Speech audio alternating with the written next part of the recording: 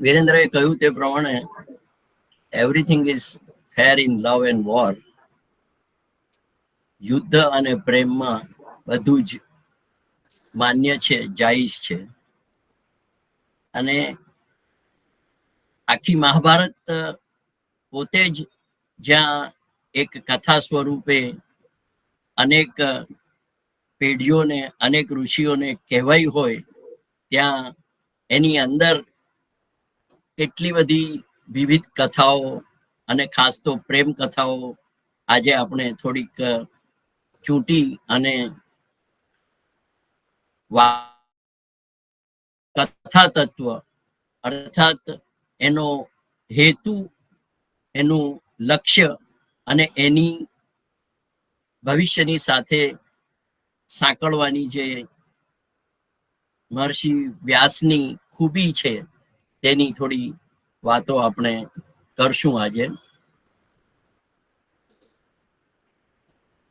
જ્યારે પ્રેમ કથાઓની વાત કરવાનો છું ત્યારે કેટલાક મહાભારતના લગ્નોની પણ વાત સાથે સાથે જ કરી લઈશું, કારણ કે પ્રેમની પરિણયની પરિણતિ હંમેશા લગ્નમાં પણ થતી હોય છે. એને એટલે મહાભારતની પ્રેમ અને લગ્નની કેટલીક જોડીઓને, પેર્સને આજે આપણે મળીશું. મહાભારતમાં જે રીતે વાત થઈ તે પ્રમાણે જે લગ્નો અને પ્રેમ છે તેની અંદર કેટલીક ડેસ્ટિનીની, ભાગ્યની વાતો છે, કેટલીક રાજકીય અને રાજવંશીય વિચારણાઓ અને સમાધાનોની વાત છે, કેટલાક કલ્ચરલ અને સોશિયલ સ્ટેટસ અને નોર્મ્સની વાતો છે, ક્યાંક ક્યાંક પોતાને લીધેલી પ્રતિજ્ઞાઓને કારણે લગ્નો થયા છે કાં તો અટક્યા છે તેની વાત છે, સેક્રિફાઈસીસ અને બલિદાનની વાતો છે.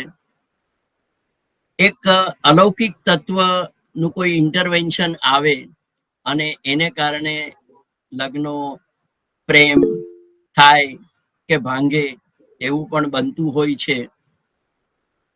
પોતાની ઈચ્છા શક્તિ, પસંદગી, ચોઈસની જે વાત હોય તે પ્રેમમાં, સ્વયંવરમાં, લગ્નમાં ભાગી ભગાડી જવામાં ઘણી બધી જગ્યાઓએ આપણે જોઈ શકશું.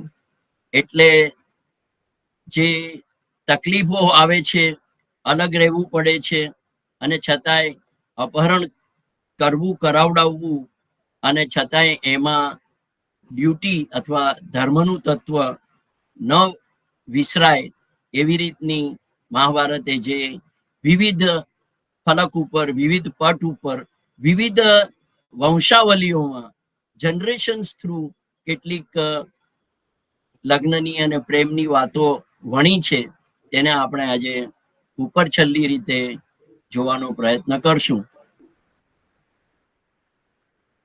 પહેલો પ્રેમ અને એમાંથી જે પ્રવજોત્પત્તિની વાત આવે છે તે છે સત્યવતી અને પરાશરની, કે કોઈક એક ઉદાત્ત અને ટ્રાન્સેન્ડન્ટ હેતુને માટે સત્યવતી અને ઋષિ પરાશરનો સમાગમ થાય છે અને તેમાંથી વેદવ્યાસનો જન્મ થાય છે અને સત્યવતીને ફરી પાછું પોતાનું કૌમાર્ય પ્રાપ્ત થઈ રહે છે. અને આગળ જતા એ વેદવ્યાસ શું કરે છે વેદોને માટે અને બીજા પુરાણોને માટે તે આપણાથી અજાણ્યું નથી. ઘણી વાર નવાઈ લાગે કે એક માછીમારની કન્યા પણ ગંગા કિનારે છે અને ગંગા કિનારાનું મહત્વ ભારતીયો અને ભારતીય સંસ્કૃતિને માટે કંઈ નવું નથી. એટલે એ સત્યવતીને પાત્ર બનાવીને ઋષિ પરાશર જે આ જગતને ભેટ આપવા ઈચ્છે છે તે આપે છે અને એમ કહે છે કે આખી એ રમત આખો એ ખેલ 36 મિનિટમાં પૂરો થાય છે અને ઋષિ એમની રીતે ચાલ્યા જાય છે અને પછીથી વેદવ્યાસ મોટા થઈ અને એમના શિષ્યોની સાથે મળી અને જે કંઈ વાङ्મયને માટે કામ કરે છે તે આપણે જાણીએ છીએ. આ વાત આદિ પર્વના 61માં પ્રકરણમાં અધ્યાયમાં આપણને જોવા મળે છે. એ જ રીતે ત્યાર પછી આવે છે ગંગા, જેને આપણે ગંગા નદી કહીએ છીએ, તે એના દૈવી માનુષી સ્વરૂપે અને શાંતનુ રાજાને સાથે એમના જે પ્રેમ અને લગ્ન થાય છે અને સાથે એક શરત મૂકવામાં આવે છે કે હું જે પણ કંઈ કરું તેમાં તમારે કોઈ સંશય કરવાનો નહીં, કોઈ પ્રશ્ન પૂછવાનો નહીં, કોઈ ચેલેન્જ કરવાની નહીં. અને આમ એ શાંતનુ રાજા ગંગાની આ શરત માન્ય પણ રાખે છે. શા માટે તે ખબર નથી, પણ એના પરિણામે જે થાય છે કે ગંગા પોતાના નવજાત 7 શિશુઓને ગંગામાં વહેવડાવી દે છે અને જન્મેલા બાળકને તરત જ એ મુક્તિ આપે છે. અને છતાંય શાંતનુ કોઈ પ્રશ્ન શરતને આધીન પૂછી શકતા નથી. આ 7 બાળકોને વહેવડાવી દીધા પછી 8મા બાળકને જ્યારે એ વહેવડાવવા જાય છે ત્યારે શાંતનુથી રહેવાતું નથી અને તે શરતનો ભંગ થવાને કારણે ગંગા એ પુત્રને હવે હું મોટો કરી અને તમને પાછો શિક્ષણ અને સમજદારી આપ્યા પછી તમારી પાસે મૂકી જઈશ, પણ આજથી આપણા સંબંધો પૂરા થાય છે. આવી રીતે કહી અને ગંગા ચાલી જાય છે. અને જે 8મો પુત્ર છે તે ભીષ્મ પિતામહ છે. આપણને આ વાત પણ ખબર છે. અહીંયા એક અકળ તત્વ છે, એક પ્રેમનું તત્વ છે, એક 7 કે 8 વસુઓને મુક્તિ આપવા માટેની એક પ્રક્રિયાની પણ વાત એમાં વણી લીધેલી છે. અને એ ઉપરાંત બીજી એક વાત એમ જાણવા મળી કે શાંતનુના પિતા પ્રતીપ, એ પ્રતીપની પત્ની હતી સુનંદા. એ સુનંદા અને પ્રતીપ ડિસિપ્લિન્ડ અને એક પત્નીત્વમાં માનનારા રાજા હતા. અને એમને પણ ગંગાએ જ્યારે પ્રસ્તાવ મૂક્યો હતો કે તમે મારી સાથે લગ્ન કરો, ત્યારે પ્રતીપે પોતાના ધર્મ અને ફરજને અને પોતાના જે એક પત્નીત્વના નિયમને ધ્યાનમાં રાખીને કહ્યું કે હું તો તમારી આ ઓફર સ્વીકારી શકું એમ નથી, પણ મારા પુત્રની તમે જ્યારે જો આ ઓફર કરશો તો એ સ્વીકારવા બાધ્ય થશે. આવી પણ એક વાત છે. એટલે કોઈક જૂની જનરેશન્સે આપેલા પ્રોમિસને કારણે કેટલાક અકળ તત્વો સમજ ન પડે તેવી આ પ્રેમ કથાઓના તાણાવાણા ગૂંથાયેલા છે. પણ એ જ શાંતનુ જ્યારે મત્સ્યગંધા અથવા તો સત્યવતીને સાથે આકર્ષિત થાય છે અને ત્યારે એ મત્સ્યગંધાના દાસ રાજા શરત મૂકે છે. આપણને બધાને જ વાર્તા ખબર છે કે તમારા તો પ્રતાપી પુત્ર છે અને મારી દીકરીના ભવિષ્યનું શું? એટલા માટે શાંતનુ કશું ન કરતા એ પ્રેમને ત્યાં જ શાંત કરી અને ઉદાસ થઈને પાછા આવે છે. ભીષ્મ પિતામહ જ્યારે આ પિતાની ઉદાસીનું કારણ જાણે છે, સમજે છે, અને ત્યારે તેઓ દાસ રાજા પાસે જઈ અને કહે છે કે હું ભીષ્મ પ્રતિજ્ઞાની જે વાત છે તે, એટલે આ ભીષ્મ પ્રતિજ્ઞામાં જે ઇનહેરિટન્સની એટલે કે વંશવારસાની જે શરત મૂકવામાં આવે છે, આ શરતને કારણે ભીષ્મ પ્રતિજ્ઞા લેવામાં આવે છે અને પછી જે થાય છે તેનો હિસ્ટ્રી આપણને ખબર છે. પણ અહીંયા શાંતનું કેવળ શારીરિક આકર્ષણ અને કામ વાસનાથી પ્રેરિત છે તેવું વર્ણન મહાભારતમાં દેખાય છે. અને એક વસ્તુ છતાં એ સારી છે કે તેઓ કોઈ અણછાજતું પ્રોમિસ કરીને આવતા નથી, પણ ભીષ્મની સમજદારી અને ભીષ્મ પ્રતિજ્ઞાના કારણે સત્યવતી અને શાંતનુના અથવા તો મત્સ્યગંધા અને શાંતનુના લગ્ન થાય છે અને પછી એને કારણે ભીષ્મ પ્રતિજ્ઞા થાય છે. પણ શાંતનુ પોતે એટલા મર્યાદામાં રહેલા છે. જે વાત જો આપણે રામાયણમાં એની કમ્પેરિઝન કરીએ કે જે દશરથને કૈકેયી સાથે બન્યું છે, આ વાત એટલા માટે અગત્યની છે કે દશરથ પણ કૈકેયીથી ખૂબ જ આકર્ષિત થયેલા. એમની વચ્ચે ઉંમરનો મોટો ફરક હતો અને છતાં પણ કૈકેયીના રૂપ અને ગુણથી આકર્ષાઈને તેઓએ કૈકેય રાજાને વચન આપી દીધું છે કે તમારી પુત્રીનો પુત્ર જ અયોધ્યાનો ભવિષ્યનો રાજા થશે. આ વાત આપણને એમ લાગે કે કૈકેયીએ 2 વરદાન માંગ્યા અને મંથરા વિલન તરીકે બહુ જ ખરાબ રોલ ભજવી ગઈ, પણ તેવું નથી.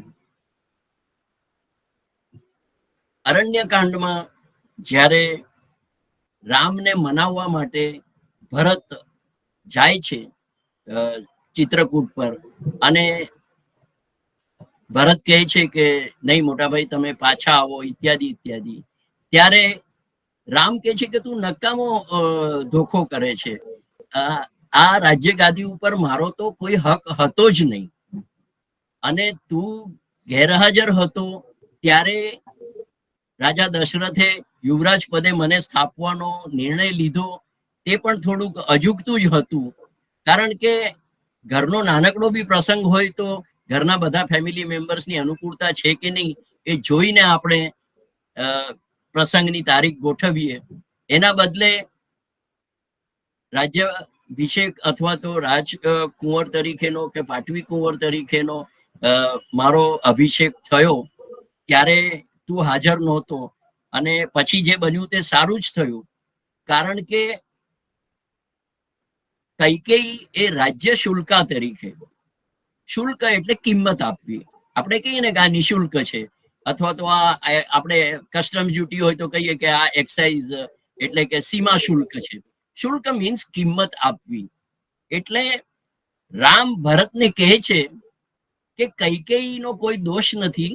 કૈકેયી તો જ્યારે લગ્ન થયા ત્યારે જ રાજ્ય શુલ્કા તરીકે એનો સ્વીકાર કરવામાં આવ્યો છે અને એટલા માટે એ રાજ્યને કિંમત આપી અને એને લગ્ન કરી લાવ્યા હતા આપણા પિતાશ્રી. તો પછી આપણે એમાં કોઈ ધોખો કરવો ન જોઈએ, એમાં કોઈ ડાઉટ અથવા તો ચેલેન્જ કરવી ન જોઈએ.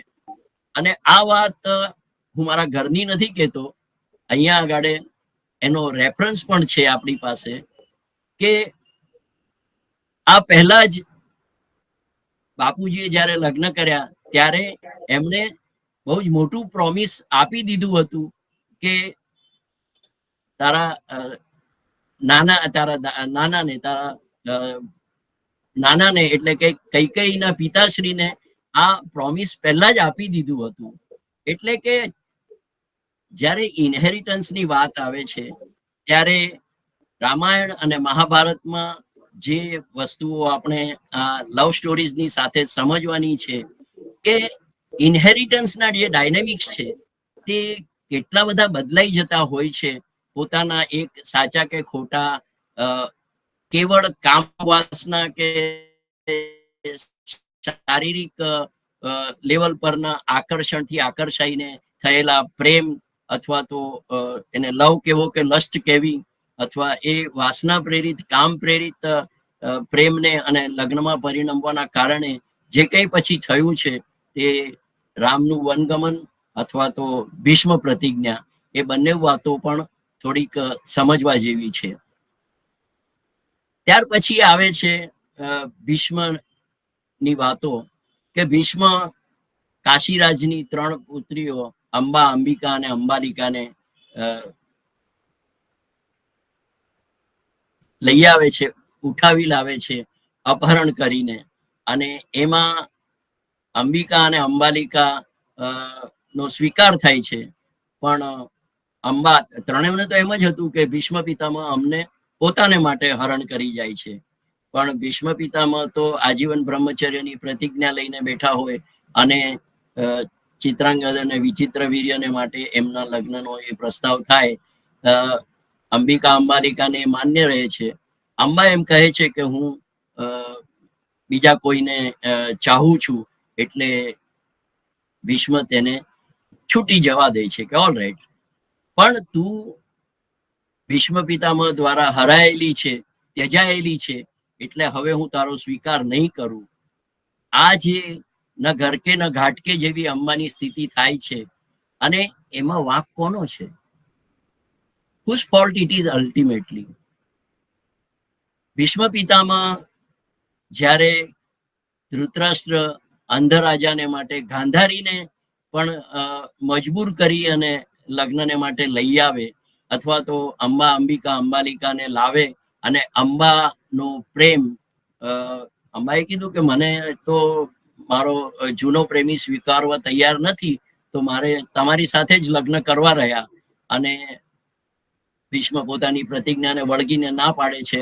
અને ત્યાર પછી અંબાના આખા જીવનમાં અને ત્યાર પછીના જન્મમાં જે વેરના બીજ રોપાય છે, અને બીજા જન્મે તે તપશ્ચર્યા કરી અને જે રીતે શિખંડી અને શિખંડીનીનું જન્મ થાય છે, અને શિખંડી એ ભીષ્મના મરણનું કારણ બને છે. એટલે પ્રશ્ન અહીં એક ચર્ચવાનો મન થાય કે is it always the survival of the fittest અને માઇટ ઇઝ રાઈટ? જે બળવાન પાળે તે જ ધર્મ, કે જે ધર્મ પાળે તે બળવાન? આ પ્રશ્ન સદા હંમેશા વેદવ્યાસને મહાભારતમાં પડઘાતો રહ્યો છે કે ધર્મ સાચો કે બળ સાચું. અને આ યતો ધર્મસ્તતો જય, આ વાત હંમેશા મહાભારતમાં કહેવાતી આવી છે. પણ આજે અંબા અને ભીષ્મનો જેને કહીએ કે નિષ્ફળ પ્રેમ, જે લગ્નમાં નથી પરિણમ્યો, પ્રેમમાં પણ નથી પરિણમ્યો, પણ એક બદલો, પ્રતિશોધ અને રિવેન્જની ભાવનામાં જન્મ્યો છે, અને ભીષ્મના મૃત્યુનું કારણ બન્યો છે. આની પણ વાત પ્રેમ કથાઓની સાથે સમજવી જોઈએ. પણ છતાંય ભીષ્મના આ વર્તનને વેદવ્યાસે, મહાભારતે, અથવા તો કોઈ પણ મહાભારતની કોઈ પણ વર્ઝને વખોડ્યું નથી. એ નવાઈની વાત છે. ઓફકોર્સ એમાંથી નિષ્પન્ન થતી જે પરિસ્થિતિઓ છે, એ પરિસ્થિતિઓને માટે ભીષ્મને કદાચ બધા જવાબદાર ગણે, પણ ભીષ્મને અંબા, અંબિકા, અંબાલિકાના કે ગાંધારીના ફોર્સફુલ મેરેજીસને માટે ભીષ્મ કારણભૂત બન્યા છે. એને માટે કોઈએ, ઋષિ મુનિઓએ કે વેદવ્યાસે આખા મહાભારતમાં ક્યારેય પણ એમને વખોડ્યા નથી, એમને નીચા દેખાડ્યા નથી. આ પણ એક આયરની અથવા તો સમજવાની વાત છે. ત્યાર પછી પાંડવોના પક્ષે જો આવીએ તો ભીમનો હિડિંબાની સાથેનો જે પ્રેમ છે, એ પ્રેમ હિડિંબાથી શરૂ થાય છે, અને ભીમ એને અનકન્વેન્શનલ એક્સેપ્ટન્સ તરીકે એક રાક્ષસી હોવા છતાં એને માન્ય રાખે છે, અને હિડિંબાના બ્રધરને મારી હરાવીને એ હિડિંબા પોતે ભીમથી આકર્ષિત થઈ અને એ લગ્ન માન્ય રાખે છે. જ્યારે દ્રૌપદીનો સ્વયંવર થયો છે અને અર્જુન મત્સ્યવેદ કરે છે, ત્યારે એક પ્રશ્ન એવો ઊભો થાય છે કે જ્યારે મોટા ભાઈના લગ્ન હજી બાકી હોય, આપણે ત્યાં પણ જનરલી ફેમિલીઝમાં એમ હોય કે મોટી દીકરી કે મોટા દીકરાના લગ્ન બાકી હોય કે પ્રેમ બાકી હોય, તો નાનાના લગ્ન થાય એ થોડું અજુકતું લાગે. ભીમને માટે પણ એ વાત બહુ જ કન્વિનિયન્ટલી વિસારે પાડી દેવામાં આવી છે કે દ્રૌપદી સ્વયંવર કરતા હિડિંબા સાથેના ભીમના લગ્ન તો એનાથી પહેલા થયા છે, પૂર્વેથી થયેલા છે. એટલે ત્યારે આ પ્રશ્ન કોઈએ ઉઠાવ્યો નથી કે ત્યારે પણ યુધિષ્ઠિર તો બાકી છે અને ભીમ કેવી રીતે લગ્ન કરે છે. But that is that. એ બળ અને શારીરિક આકર્ષણના કારણે જે રાક્ષસ પ્રજાની સાથે ભીમનું જોડાણ થયું છે તે એની જગ્યાએ છે. અને ત્યાર પછી પ્રેમ કહો તો પ્રેમ, ભાગ્ય કહો તો ભાગ્ય, અને સહિયારું ભાગ્ય કહો તો સહિયારું ભાગ્ય. દ્રૌપદી મત્સ્યવેદ કરીને અર્જુન લાવે છે, પણ કુંતીના જે લાવ્યા છો તે પાંચેવ ભાઈઓ વહેંચી લો આમ કહેવાથી પાંચેવ ભાઈઓની તે પત્ની બને છે. આ દેખાય છે એટલી સરળ વાત નથી, કારણ કે બહુપતિત્વ એ ભારતનો એક્સેપ્ટેડ નોર્મ્સ નથી. હા, કેટલીક આસામ બાજુની પ્રજાઓમાં બહુપતિત્વ અસ્તિત્વમાં છે અને હતું, એટલે એ અજુકતું નથી. પણ ત્યાર પછી ઋષિઓ, નારદ ખૂબ બધા આવીને જનકને, દૃષ્ટદ્યુમ્નને એટલે કે દ્રૌપદીના ભાઈને, જનક શું દ્રુપદ રાજાને સમજાવે છે કે એમાં કશું ખોટું નથી અને આ ધર્મ્ય વાત થશે. અને જો પાંચેવ પાંડવો એ પાંચ આંગળીઓ સમાન હોય તો એમના તાકાત અને મુઠ્ઠી તરીકે દ્રૌપદી આગામી જે ધર્મ કાર્ય કરવાનું છે એને માટે એક બહુ જ મોટું પરિબળ બની રહેશે. અને પછી કથાનક તો એવું પણ કહે છે કે મને સારો પતિ આપો, મને સારો પતિ આપો, મને સારો પતિ આપો. એવું દ્રૌપદીએ શિવજીની પાસે 5 વખત વરદાન માંગ્યું હતું. એટલે શિવજીએ તથાસ્તુ કહી અને 5 પતિ આપ્યા, ઇત્યાદિ ઇત્યાદિ બહુ રોચક કથાઓ છે. પણ દેટ ઇઝ ધેર. પણ એક થિયરી એવી પણ છે જેને પણ સાઇટેશન્સ અને શ્લોકો દ્વારા પુરવાર કરવામાં આવી છે કે દ્રૌપદી કેવળ અર્જુનની જ પત્ની હતી અને રહી છે. અલબત્ત, પણ ત્યાર પછીની જે ઘટનાઓ છે કે જેમાં દરેકને એક વર્ષ કઈ રીતે પતિ તરીકે રહેવાનું, એ લોકોના કોડ ઓફ કન્ડક્ટ અને બિહેવિયરલ કોડના જે નિયમો આપવામાં આવ્યા કે એ લોકો એકાંતમાં કે બેડરૂમમાં હોય ત્યારે બીજા કોઈ ભાઈએ એમાં પ્રાઇવસીનો ભંગ નહીં કરવાનો, અને પછી જે અર્જુનને જરૂર પડી અને 12 વર્ષ એને વનમાં જવાનું સ્વીકાર્યું, ઇત્યાદિ જે વાતો છે તે એની જગ્યાએ સમજવા જેવી છે કે અર્જુનની જો દ્રૌપદી પત્ની હોય તો બીજા પાંડવોને દ્રૌપદી થકી થયેલા પુત્રોના પણ નામો છે, ઉલ્લેખો છે. એટલે દ્રૌપદી પાંચેવ પાંડવોની પત્ની છે તે વાત એટલી જ સ્વીકારવી પડે એવી છે.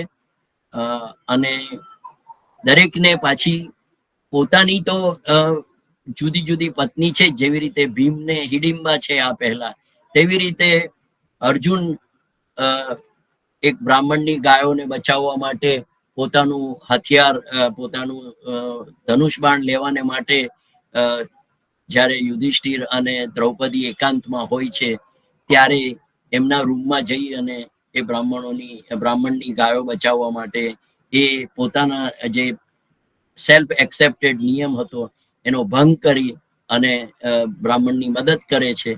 યુધિષ્ઠિર પોતે પણ એ વસ્તુ ના કરવા માટે આગ્રહ રાખે છે, પણ નિયમ પાલનનો અને કોડ ઓફ કન્ડક્ટને મજબૂતીથી પકડી રાખવાનો જે અર્જુન આગ્રહ દેખાડે છે. અને કદાચ કેટલાક નોવેલ કથાકારો, એમાં મહાભારતનો કોઈ સપોર્ટ નથી, એ એવું પણ નિરૂપણ કરે છે કે પોતે જીતેલી પત્ની પાંચેવ ભાઈઓની થઈ એનો એક ફ્રસ્ટ્રેશન, એક ગુસ્સો એ દ્રૌપદી પર કાઢવા માટે પણ દ્રૌપદીથી 12 વર્ષ આગો ગયો છે. પણ પન્નાલાલ પટેલે ખૂબ સરસ નોવેલની સિરીઝ લખી છે કે અર્જુનનો વનવાસ કે પ્રણય પ્રવાસ. કારણ કે એ 12 વર્ષ દરમિયાન એ બ્રહ્મચર્યનું પાલન, એ વ્રત પાછો એ બાજુ પર મૂકી દે છે અને મણિપુરની ચિત્રાંગદાને, નાગકન્યા ઉલુપીને પરણી આવે છે. અને બ્રહ્મચર્યનું પાલન તો વિસાવીસ ખાલી દ્રૌપદી પૂરતું જ હતું. આવો કન્વિનિયન્ટ એક્સક્યુઝ કાઢી અને એ લગ્નો કરી આવે છે.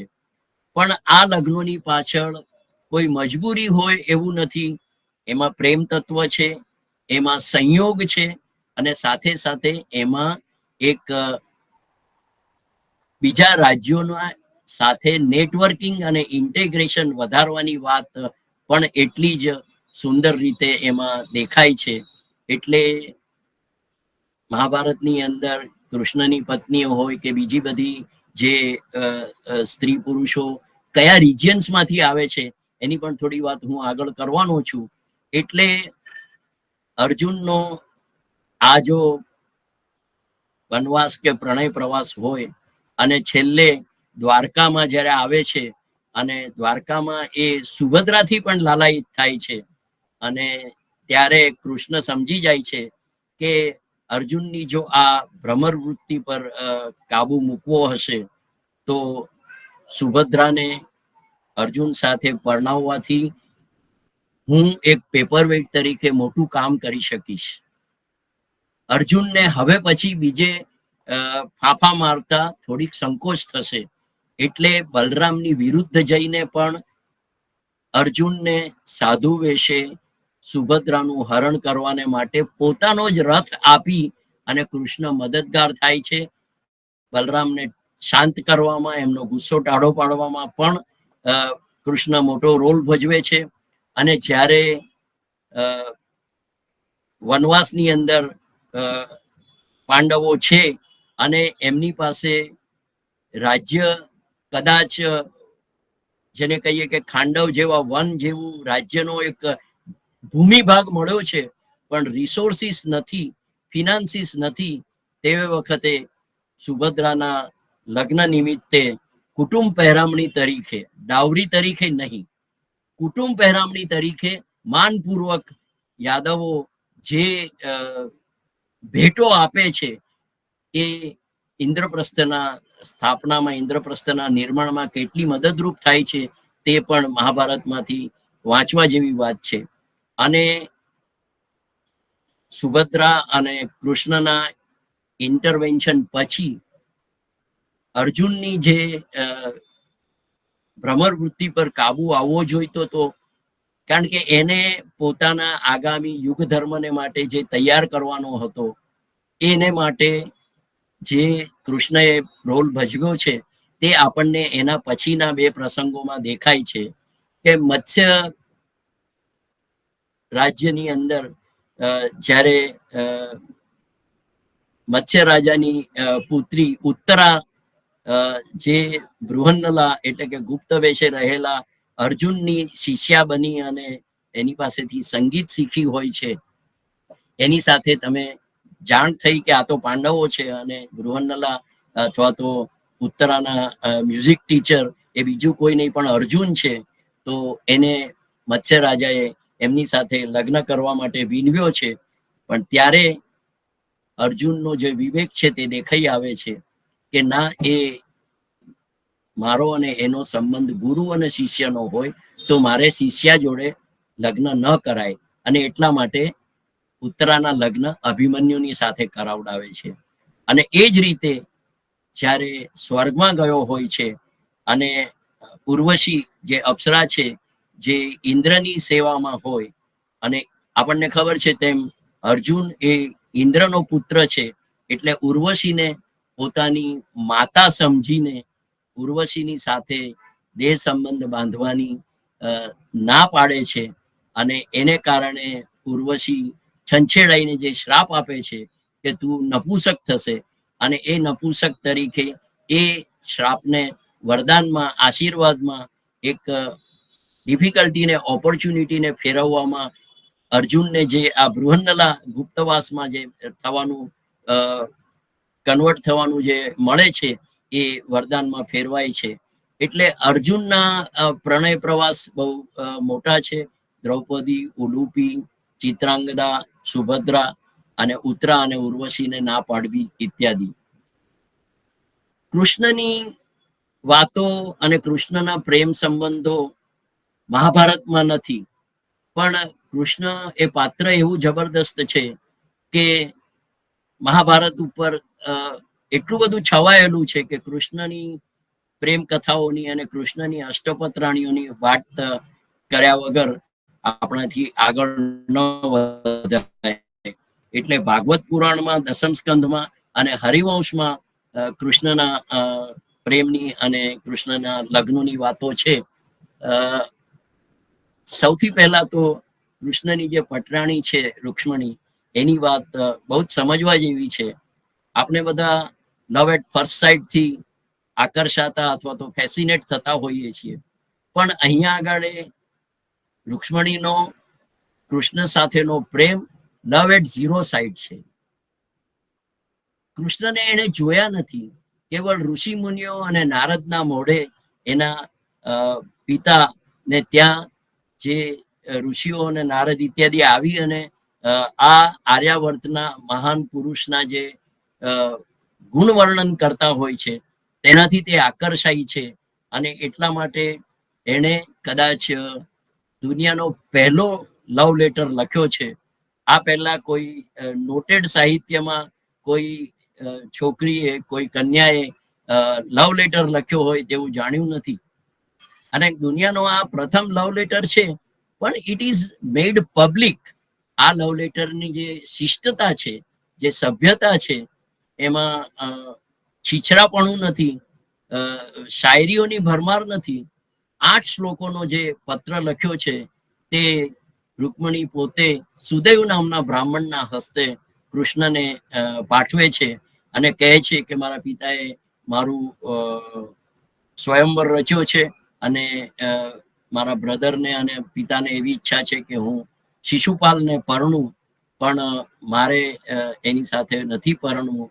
હું તમારા રૂપથી, ગુણથી, વર્ણનથી, તમારા કર્તૃત્વથી આકર્ષાઈ છું, એટલે તમે મને આવી અને હરણ કરી જાઓ. આ રીતનો it is an invitation to elope or abduct, અપહરણ કરવા માટેનું આમંત્રણ આપવામાં આવ્યું છે. આ બહુ જ નવાઈની વાત છે. અને એના કારણો આપે છે પાછી, કે હું પોતે રાજકન્યા છું, ભાગીને આવી શકું, પણ હું ભાગીને આવું તો તમારી બદનામી થાય કે એક ભાગડિયું છોકરી સાથે તમે લગ્ન કર્યા છે, એટલે તમે આવો. ભલે સમય ઓછો છે તો પણ તમે તે મેનેજ કરી શકશો. તમે આવશો અને મને વરણ અને હરણ કરી જશો. એટલે it is selection and kidnapping, આ બંને જે છે એ કરી જશો. એટલે આ જે લવ લેટર છે એની જે શિષ્ટતાની મેં વાત કરીને, મને જેમ જાણવા મળ્યું છે, સાચું ખોટું તો સૌરાષ્ટ્રના લોકો કહી શકે, કે આજે પણ દ્વારકાધીશની સામે આ રૂકમણીના લવ લેટરના શ્લોકો વાંચવામાં, પ્રકટ રૂપે વાંચવામાં આવતા હોય છે. આવો એક પ્રથા છે. એટલે આજે પણ એ દ્વારકાધીશને એ લવ લેટર સંભળાવવામાં આવે છે. એટલે આ રીતે રૂકમણી એમને આમંત્રણ આપે છે અને કહે છે કે હું ડાવરીમાં કેવળ મારા સત્કર્મો તમને આપી શકું એમ છું. ખૂબ જ સુંદર શ્લોકો છે. એ શ્લોકો કોઈ વાર આપણે રસપાન કરવા જેવા છે, પણ સમ એન્ડ સબસ્ટન્સ જોઈએ તો એમાં પ્રેમ છે, ભક્તિ છે, ડિટર્મિનેશન છે, સમજણ છે, એક વ્યૂ છે, સ્ટ્રેટેજી પણ છે, અને છતાંય રોયલ મેચ્યોરિટી છે, સમર્પણ છે, અને તમે આવીને મને લઈ જ જશો અને મને તારશો, આ વિશ્વાસ છે. આ બધાનું સંમિશ્રણ થાય અને પછી કૃષ્ણ એ આટલી જેને કહે કે અત્યંત પ્રેમ કરનારી સ્ત્રીને ન વરે એવું તો કેમ બને. એટલે આ એના શ્લોકો છે. આપણે ફરી કોઈ વાર જોઈશું. પછીની પેઢીમાં આવીએ તો કૃષ્ણના દીકરા સામનું લગ્ન લક્ષ્મણા એટલે કે દુર્યોધનની પુત્રીની સાથે થયું છે. આ પણ બહુ જાણવા જેવી પ્રેમ કહાણી છે કે સાંબને આમંત્રણ આપવામાં નહોતું આવ્યું, પણ સાંબને લક્ષ્મણા ઉપર પ્રેમ થયો હતો એટલે સાંબ એનું અપહરણ કરે છે, દુર્યોધનના દીકરીનું સોરી એટલે કૃષ્ણના દીકરો સાંબ લક્ષ્મણાને પોતાના સ્વયંવર પહેલા ઉઠાવી જાય છે, પણ એ ઉઠાવતી વખતે દુર્યોધનની સાથે એનો બહુ મોટો ઝઘડો થાય છે અને એ ઝઘડામાં સાંબ ગમે એટલી શૂરવીરતા દેખાડ્યા છતાંય હારે છે. દુર્યોધન એને કેદ કરે છે. સાંબ પાછો ન આવ્યો એટલે કૃષ્ણ અને બલરામ ચિંતિત થયા છે. કૃષ્ણ કે હું જાઉં છું. બલરામ કે નહીં, તું રહેવા દે, દુર્યોધન મારો શિષ્ય છે ગદામાં, એટલે ગદા શીખવવામાં, એટલે એ હું ઇન્ટરવેન્શન કરીશ તો એ મારું માનશે. પણ દુર્યોધન એમનું પણ માનતો નથી અને તેથી બલરામ ગુસ્સે થાય છે. જ્યારે બલરામ ગુસ્સે થાય છે ત્યારે એમ વર્ણન છે કે પોતાના હળથી આખા હસ્તિનાપુરને ખસેડીને ડુબાડી દેવા અને તબાહ કરી દેવા માટે તુલી આવે છે. અને તેથી ગભરાઈ અને પછી એ લોકો વચ્ચે શાંતિ સુલેહ થાય છે. દુર્યોધન માન્ય રાખે છે અને સામના લક્ષ્મણા સાથે લગ્ન કરાવી આપે છે અને પછી ખાધું પીધું ને રાજ કર્યું જેવી પ્રેમ કથા આ કૃષ્ણ અને દુર્યોધનના દીકરાની છે. તેવી જ રીતે બીજી એક કથા જે ફરી એક વાર કહું કે ભાગવત પુરાણમાં આવે છે, પણ કૃષ્ણના દીકરાનો દીકરો, એમનો સન પ્રદ્યુમ્ન અને પ્રદ્યુમ્નનો દીકરો અનિરુદ્ધ, એની વાર્તા આપણને ઓખા હરણમાં જાણવા મળે છે કે ઓખા અથવા તો ઉષા જે છે તે બાણાસુરની પુત્રી છે. એને એક સપનું આવે છે અને એ સપનામાં એને જે રાજકુમાર એની પ્રેમ કરે એ સ્વપ્નનો પ્રેમ એને થઈ જાય છે કે બસ હવે તો પરણું તો આ જ વ્યક્તિને. એની જે સખી કે બહેનપણી કે એની દાસી જે હોય છે ચિત્રલેખા, એ ચિત્રલેખા એ ઓખા જે રીતનું વર્ણન કરે છે એના ઉપરથી એ ચિત્ર દોરાવી આપે છે, એટલે જ કદાચ એનું નામ ચિત્રલેખા છે. એ પેઇન્ટિંગ કરી આપે છે અને પછી ખબર પડે છે કે આ પેઇન્ટિંગ પ્રમાણેનો જે વ્યક્તિ છે એ તો કૃષ્ણનો ગ્રાન્ડસન અનિરુદ્ધ છે. અને એ અનિરુદ્ધને ચિત્રલેખા પોતાની તાકાતથી, પોતાની માયાવી શક્તિથી, કારણ કે બાણાસુર એ અસુર જાતિનો છે એટલે ત્યાં આવી જાતના જાદુ ટોના અને ટ્રાન્સેન્ડેન્ટલ પાવર્સનો ઉપયોગ હોઈ શકે. અનિરુદ્ધને એ અપહરણ કરીને લઈ આવે છે, એના રાજમહેલમાંથી રાતોરાત ઉપાડી લાવે છે અને એ રાતોરાત ઉપાડી અને એ ઉષાના ઓખાના મહેલમાં રાખે છે. છુપી રીતે એ લોકો રહેતા હોય છે. જ્યારે ખબર પડે છે અનિરુદ્ધને કે હું ક્યાં આવી ગયો છું, ત્યારે એ થોડો ખચકાય છે, પણ અલ્ટિમેટલી એને પણ ઓખા સાથે પ્રેમ થાય છે. પણ જ્યારે આ ચીજ બાણાસુરને એટલે કે ઓખાના પિતાને ખબર પડે છે અને બાણાસુરને અને કૃષ્ણને તો ખૂબ જૂની દુશ્મની અને વેર છે એટલે એ માન્ય નથી રાખતા. બાણાસુરનું અને કૃષ્ણ જ્યારે અનિરુદ્ધને મિસિંગ જુએ છે ત્યારે કૃષ્ણ, બલરામ ઇત્યાદિ બધા બાણાસુર ઉપર શોણિતપુરમાં ચડાઈ કરીને આવે છે.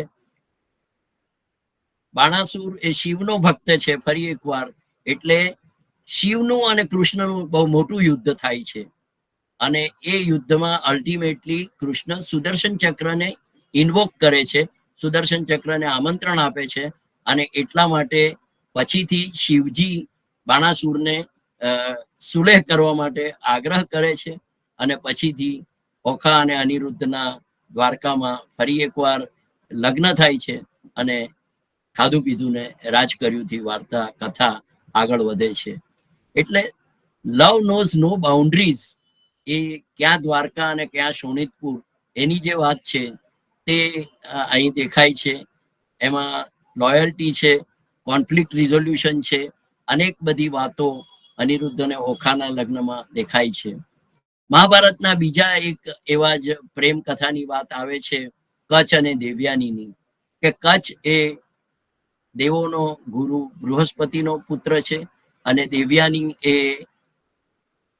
શુક્રાચાર્ય એટલે કે અસુરોના ગુરુની પુત્રી છે.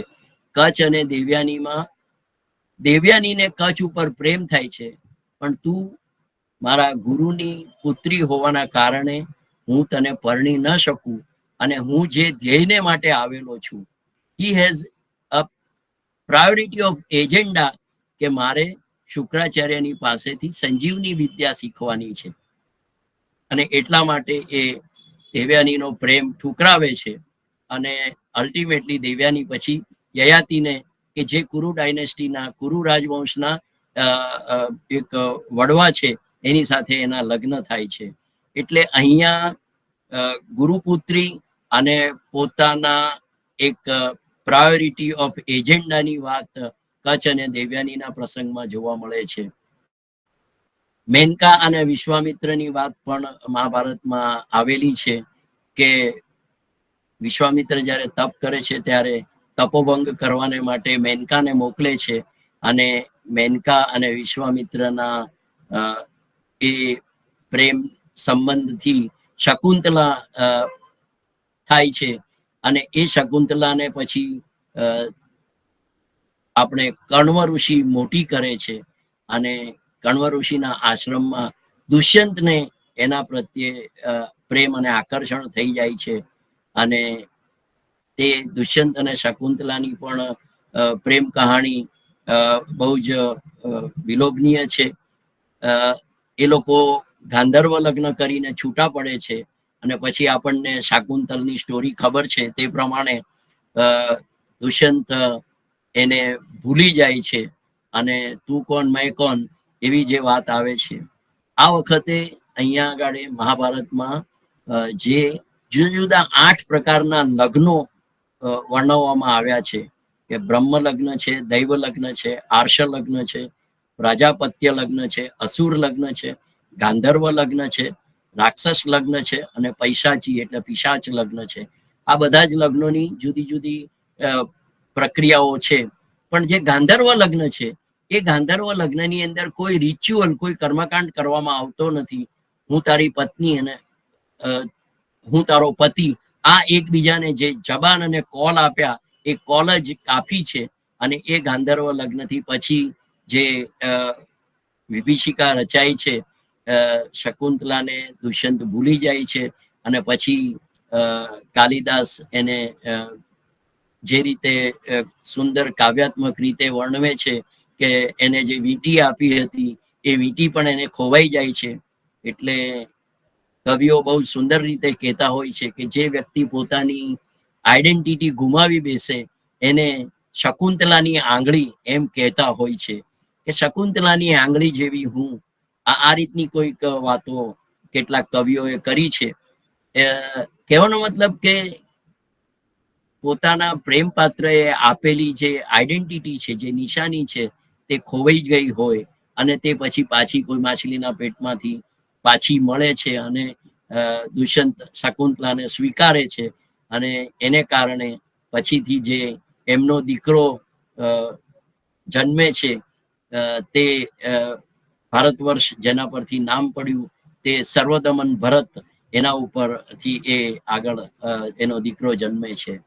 એ જ રીતે મહાભારતમાં નળ અને દમયંતીની પણ કથા છે, જેમાં ગમે તેટલી અગવડો છતાં life long support against all ઓડ્સની જે વાત છે, તે વાત સમજવા જેવી છે. તે જ રીતે સત્યવાન અને સાવિત્રીની પ્રેમ કથા, લગ્ન કથા અને જીવન અને મરણ કથા જે આવે છે, જેમાં યમની સામે લડી લેવાની જે તૈયારી સાવિત્રી દેખાડે છે, એની વાત આપણને આપણા બીજા એક ગ્રુપના મેમ્બર બહેન એ વાત કરવાના છે. એટલે એ સત્યવાન અને સાવિત્રીની જે કથા છે, અને શ્રી અરવિંદોએ એના ઉપર જે મહાકાવ્ય લખ્યું છે સાવિત્રી, એ આખું કાવ્ય ખૂબ જ સ્પિરિચ્યુઅલ પોયમ છે કે જે પૃથ્વીલોકથી સ્વર્ગલોક સુધીની, યમલોક સુધીની જે જુદા જુદા લોકને પાર કરીને જવાની જે પ્રક્રિયા છે તેની વાત એમાં આવે છે. યુધિષ્ઠિરને દેવિકા, વલંધરા અને વિજયા નામની બીજી પણ પત્ની છે. ભીમને પણ દ્રૌપદી ઉપરાંત હિડિંબા અને વલંધરા છે. અર્જુનને મેં કહ્યું એ પ્રમાણે દ્રૌપદી, ઉલુપી, સુભદ્રા, ચિત્રાંગદા છે. નકુલને ઘરેણુમતી અને જરાસંઘની એક પુત્રી છે. સહદેવને વિજયા છે અને જરાસંઘની બીજી એક ડોટર એની સાથે પરણ્યો છે. અને કર્ણને વૃષાલી અને સુપ્રિયા નામની 2 પત્નીઓ છે. આ પાંડવ ભાઈઓના પોતાના બીજા લગ્નો અને પ્રેમની વાતો છે. એ લોકોના આપણે જોયા છે લગ્ન અને પ્રેમ પ્રસંગો. નિષ્ફળ પ્રેમ પ્રસંગોમાં અંબા અને ભીષ્મની વાત આપણે કરી. એ જ રીતે કર્ણ અને દ્રૌપદીની એક વાત આદિ પર્વમાં અને સભા પર્વ પછીના જે સ્વયંવર પ્રસંગ છે એની અંદર કર્ણ જે રીતે દ્રૌપદીને લગ્ન બંધનમાં લેવા માટે લાલાયિત થયેલો છે, પણ કોઈક કારણોસર એ દ્રૌપદીને વરી શકતો નથી.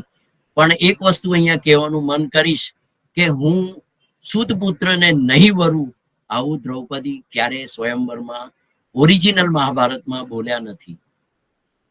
સુતપુત્રને હું નહીં વરું એ વાત એટલે મહાભારતની ત્યાર પછીની ઘણી બધી વર્ઝન્સમાં એ દેખાય છે, પણ ભાંડારકર ઓરિએન્ટલ રિસર્ચ ઇન્સ્ટિટ્યૂટની બોરીની જે ક્રિટિકલ એડિશન છે તેમાં તે વાત નથી. એ જ રીતે દુર્યોધનને પણ સુભદ્રા પ્રત્યે આકર્ષણ હતું, અથવા તો બલરામ સુભદ્રાને દુર્યોધન સાથે પરણાવવા માંગતા હતા, પણ આ નિષ્ફળ પ્રેમ પ્રસંગની વાત આપણે સુભદ્રાને અર્જુનના લગ્નમાં જે રીતે જોઈ તેનાથી દેખાય છે. એ રીતે અર્જુન અને ઉત્તરા ઉર્વશીની વાત પણ આપણે કરી ચૂક્યા છીએ. આ કહી શકાય એવા નિષ્ફળ પ્રેમ પ્રસંગો છે. એક બીજી વસ્તુ વિચારવાનું મન થાય, પણ આજે એને બહુ ટચ નહીં કરીએ, કે સ્વયંવરો કેવળ રાજકુંવરીઓના શા માટે થયા છે અને સામાન્ય કન્યાઓના અથવા તો મેલ મેમ્બર્સના સ્વયંવરો કેમ નથી રચાયા, પણ એની વાત નથી કરવા. એના બદલે મહાભારતમાં લગ્ન સંસ્થાના જે મુખ્ય પિલર્સ અથવા તો સ્તંભ દેખાય છે તે આપણે વાત કરી છે અને એક સાથે એનલિસ્ટ કરીએ કે શ્રદ્ધા અને નિષ્ઠા છે, એમાં સન્માન અને સહયોગ છે, ફરજ અને જવાબદારી અથવા તો વફાદારી અને વિશ્વાસ છે, ભાવનાત્મક અને આધ્યાત્મિક સાહચર્યની જે વાત આપણે નળ દમયંતીમાં કે આપણા સત્યવાન સાવિત્રીમાં જોઈ શકીએ છીએ. ત્યાગ અને નિસ્વાર્થતા એમાં દેખાય છે.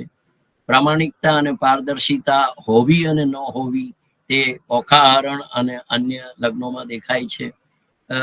ધીરજ ધરવી અને ક્ષમા પણ આપવી એ વાત એમાં દેખાય છે.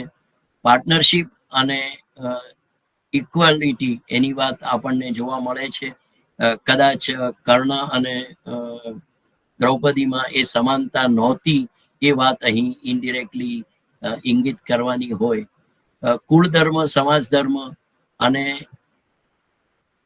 જેને કહીએ કે સોસાયટીનું પરિપાલન કરવા માટેના જે નિયમો અને આવશ્યકતાઓ હોય, આ બધાને કારણે પ્રેમ થાય છે, પ્રેમ લગ્નોમાં પરિણમે છે અને એને કારણે એ કથાઓ આગળ વધે છે. આજના જમાનામાં કથા જેમ હંમેશા કીધું એ પ્રમાણે આજે શું કનેક્ટ કરી શકાય, તો કૃષ્ણ અને રૂક્ષ્મણીનો પ્રેમ આપણને કદાચ એમ જ કહી જાય કે એક સામાજિક જવાબદારી કેવળ નથી, પણ એક વૈયક્તિક પસંદગી, ઇન્ડિવિજ્યુઅલ ચોઇસનો પણ એ પ્રશ્ન છે. પ્રેમ એ સુર અસુર, અનિરુદ્ધ ઉષા અથવા તો હિડિંબા અને ભીમમાં આપણે જોઈએ કે એમાં પોતાની સ્ટેટસ અને સુર અસુરની વાત બાજુ પર મૂકી અને એ વિભાજનને અળગું કરી અને પ્રેમ એનાથી ઉપરની વાત કરે છે. પણ એ બંનેમાં હિંમતની તો જરૂર પડે જ છે. લડ્યા સિવાય કશું મળતું નથી. એટલે everything is fair in love and war, but love sometimes invites and invokes wars also. એ પણ એટલું જ સાચું છે. કન્ફ્યુઝડ ઇમોશન્સ અને misplaced interpretation of the emotions and interpretations of the situations, એની વાત અંબા અને ભીષ્મમાં આપણને દેખાય છે કે એ કેટલા વિનાશક માર્ગે જઈ શકે અને લઈ જઈ શકે છે, જે આજે આપણે એક બહુ જ ક્રૂડ ફોર્મમાં અથવા તો જુદા રૂપમાં લવ જિહાદના નામે જોતા હોઈએ છીએ. અને એનો ઉકેલ કઈ રીતે હોય તે આપણે ઋષિ અને મહાભારતના રસ્તે જ સોલ્વ કરી શકીએ. અર્જુન અને ઉર્વશી, સત્યવતી અને પરાશર એ પ્રેમના પરિણામનો સ્વીકાર કરવાની વાત આપણને સમજાવે છે. અનિરુદ્ધ અને ઉષાનો પ્રેમ આપણને પડકારોનો સામનો કરી અને દ્રઢતાપૂર્વક સફળતા મળે છે એ વાત તરફ દોરી જાય છે. કર્ણ અને વૃષાલીનો પ્રેમ મુશ્કેલ સમયમાં પણ ઓલ તકલીફ તમારો એ પ્રેમ, એ વફાદારી અને એ આજીવન તમારો સંઘર્ષ અને સાજીદારી ની વાત આપણને આજના જમાનામાં પણ શીખવી જાય છે. મહાભારતના લગ્નો અને રિજિયોનલ ઇન્ટેગ્રેશન, એક જુદી જુદી ભૂમિ ભાગ અને જુદા જુદા રાજ્યોને એકબીજાની સાથે જોડવાનો જે પ્રયાસ અને પરિમાણ હોય છે તેની વાત સમજવા જેવી છે. કે રૂકમણી વિદર્ભની એટલે કે મહારાષ્ટ્રની છે, સત્યભામા દ્વારકાની છે, સત્રાજીતની જે સમંતક મણીનો આરોપ મૂકે છે તે સત્રાજીતની છોકરી છે અને એ દ્વારકાની આજુબાજુની છે. જાંબુવંતી પણ કોઈક દ્વારિકાના આજુબાજુના વન પ્રદેશોની હોવી જોઈએ, કારણ કે એ જાંબુવાન કે જેને એ સેમંતક મણી મળ્યો છે એની પુત્રી છે. કાલિંદી એ યમુના અથવા તો સૂર્યની પુત્રી છે, એટલે યમુના રિવરની આજુબાજુના રાજ્યોની એ કાલિંદી છે. નાગ્નજીતી અથવા તો સત્યા જે છે એ કોસલની રાજકુમારી છે, જેને આજના યુપીમાં આપણે જોડી શકીએ છીએ. અને કૃષ્ણ પોતાની પટરાણીઓને કઈ રીતે જીતી લાવ્યા છે એની પણ સ્ટોરીઝ બહુ ફેસિનેટિંગ છે. કે સત્યાના પરાક્રમ, એ પોતે પણ યુદ્ધ કુશળ છે. ઇવન સત્યભામા યુદ્ધ કુશળ છે. અને જ્યારે નરકાસુરને હરાવવા કૃષ્ણ જાય છે અને 16,000 સ્ત્રીઓનું મુક્તિ કરે છે, ત્યારે સત્યભામા યુદ્ધ કરવા માટે કૃષ્ણની સાથે ગયેલા છે અને યુદ્ધમાં ભાગ લીધેલો છે. તે જ રીતે સત્યાએ પોતાના જે સ્વયંવર છે એ સ્વયંવરમાં 7 માતેલા અથવા તો ગાંડા સાંઢને કંટ્રોલમાં લાવવાની શરત મૂકી છે. અને કૃષ્ણ એ સાથે 7 માતેલા ગાંડા સાંઢને, બળદને કંટ્રોલ કરી અને પોતાનું શૂરવીરતા પરાક્રમ પુરવાર કરે છે. મિત્રવિંદા એ અવંતી એટલે કે એમપીની રાજકુમારી છે. ભદ્રા એ કૈક્ય રાજની છે, જે કૈક્ય આજે કદાચ પંજાબ અથવા રાજસ્થાનની બોર્ડર પર આવી શકે. અને લક્ષ્મણા એ મધ્યપ્રદેશની એટલે કે આજના મોડર્ન ડે પંજાબની દીકરી છે. એ જ રીતે ગાંધારી એ ગાંધાર એટલે કે આજના અફઘાનિસ્તાન અથવા પાકિસ્તાનની દીકરી છે. કુંતી એ મધ્યપ્રદેશના રાજકુમારી છે. માદ્રી એ મદ્ર એટલે કે ફરી એકવાર પંજાબની છે. દ્રૌપદી એ પાંચાલી છે, ઉત્તર પ્રદેશની છે. સુભદ્રા દ્વારકાની છે.